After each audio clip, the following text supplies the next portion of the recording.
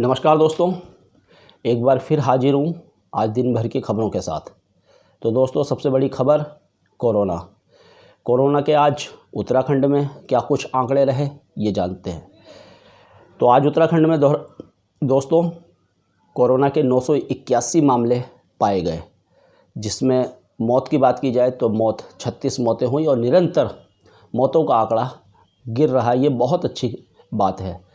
अगर अभी तक टोटल कोरोना के मामलों की बात की जाए उत्तराखंड में तो 3,30,475 मामले उत्तराखंड में हो गए हैं। ठीक होकर लगातार अच्छी खबर आ रही है। अब ठीक होकर 2062 लोग अपने अपने घर की तरफ गए हैं। अगर अभी तक कुल मौतों की बात की जाए उत्तराखंड में तो 6,497 लोग उत्तराखंड में कोरोना से मरे हैं। तो आगे कोशिश यही होनी चाहिए कि ये जो आंकड़ा है 36 की जगह जो आज 36 मौतें हुई 0 होना चाहिए। ब्लैक फंगस भी पैर पसार रहा है और अभी तक उत्तराखंड में ब्लैक फंगस के 237 मामले पाए गए हैं।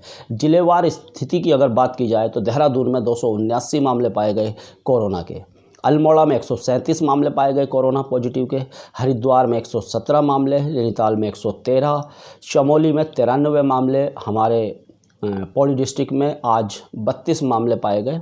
और अच्छी खबर है, लगातार पौड़ी में भी आंकड़ा गिरते हुए जा रहा है। चंपावत में सबसे कम, उत्तराखंड में सबसे कम 13 मामले पाए गए हैं। दोस्तों, एक कोरोना के बाद बात करते हैं खबरों की।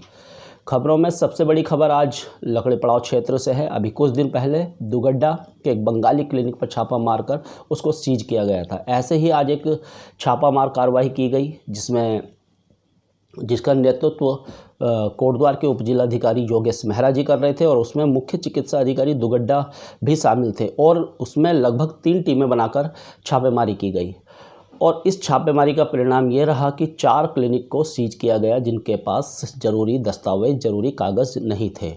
उन 4 क्लिनिक को जो संचालित कर रहे थे उनके नाम इस प्रकार से है: उमर दराज पुत्र मोहम्मद जानी, स्टेडियम कॉलोनी कोटद्वार; फुरकान अहमद पुत्र रफ़ीक अहमद, बिजनौर नगीना के निवासी; सुखेंदु विश्वास नागला परगना, शायद ये वेस्ट बंगाल के निवासी है; चौथे जो है अजमल खान मंडावर के, बिजनौर के निवासी। इन चारों के पास ज़रूरी कागज़ नहीं पाए गए और इनके क्लिनिक को सीज कर दिया गया है। अभी एक और खबर की तरफ बढ़ते हैं। 2 व्यक्तियों को पकड़ा गया है कच्ची शराब के साथ। एक व्यक्ति 28 लीटर के साथ, एक व्यक्ति 5 लीटर के साथ।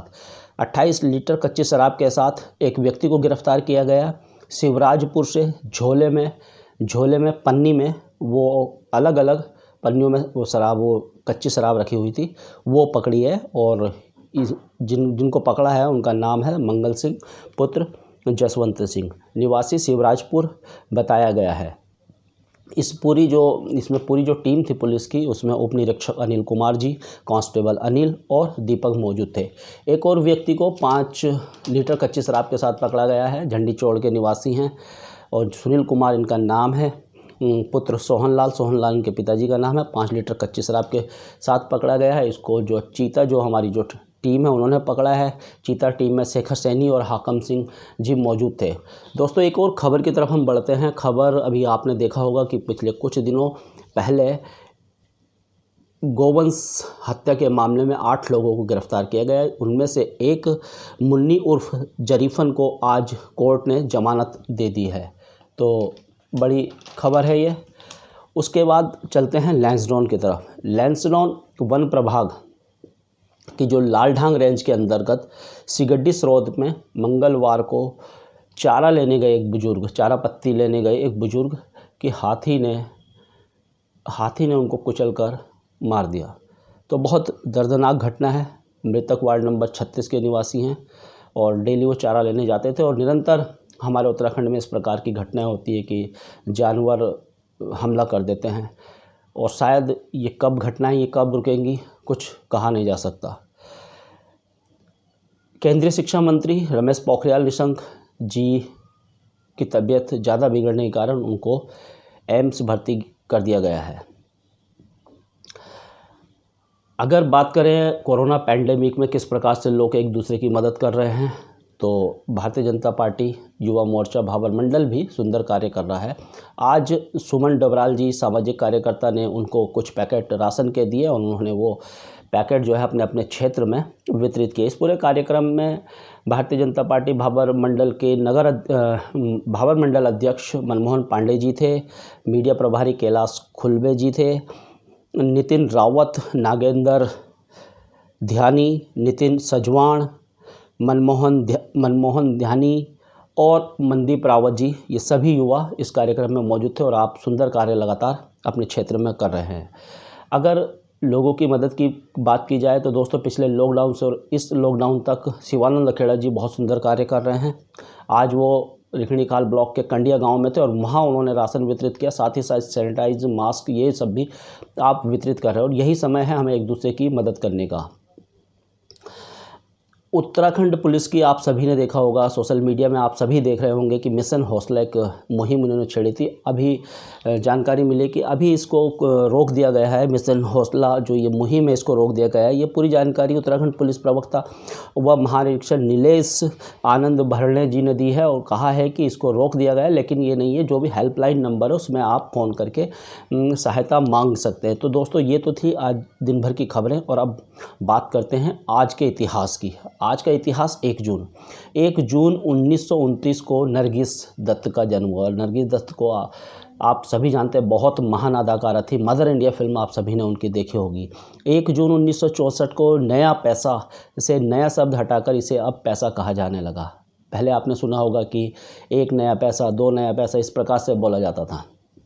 1 जून 1970 को ब्रिटेन के प्रधानमंत्री हेराल्ड विल्सन पर एक चुनावी सभा के दौरान अंडा फेंका गया। भारत में भी इस प्रकार से होता है, आपने देखा हो, कहीं जूते फेंके जाते हैं, कहीं स्याही फेंकी जाती है, यहाँ तक कि थप्पड़ तक मार दिए जाते हैं नेताओं के ऊपर। 1 जून 1980 को टेड टर्नर के केबल न्यूज़ नेटवर्क ने 24 घंटे का समाचार प्रसारण शुरू किया। केबल न्यूज़ नेटवर्क CNN, आप सभी ने सुना होगा, देखा होगा, CNN जरूर देखा होगा, इंटरनेशनल चैनल है। तो 12 जून 1996 HD देवेगौड़ा को देश का 11वां प्रधानमंत्री चुना गया या प्रधानमंत्री बने वो। 1 जून 2001 को बहुत ही दर्दनाक घटना नेपाल की हुई थी। नेपाल के शाही परिवार के नरेश वीरेंद्र विक्रम शाह, उनकी पत्नी और शाही परिवार के कई अन्य सदस्यों की नृशंस हत्या कर दी गई थी। लगभग 8 लोगों की हत्या कर दी गई थी। युवराज दीपेंद्र द्वारा भी आत्महत्या का प्रयास किया गया था और उस समय ज्ञानेंद्र को कार्यवाहक नरेश बनाया गया था। 1 जून 2005 को अप्पा शेरपा ने माउंट एवरेस्ट की 15वीं बार सफलतापूर्वक चढ़ाई की। 1 जून 2006 को ईरान ने परमाणु शोध कार्यक्रम में अमेरिका के किसी भी प्रकार के समझौते से इनकार किया। 1 जून 2014 को नाइजीरिया के फुटबॉल मैदान में एक विस्फोट में 40 लोगों की मौत हो गई थी। तो दोस्तों ये थी आज दिन भर की खबरें और आज का इतिहास। बहुत मेहनत से मैं ये खबरें आपके लिए लाता हूँ, बहुत मेहनत से ये इतिहास में आपको सुनाता हूँ। तो प्लीज़ आप सभी लोग मेरे YouTube चैनल को सब्सक्राइब कीजिए और लाइक कीजिए, कमेंट्स कीजिए। इन्हीं सब शब्दों के साथ दोस्तों कल मिलते हैं, तब तक के लिए धन्यवाद। जय हिंद, जय भारत, जय उत्तराखंड।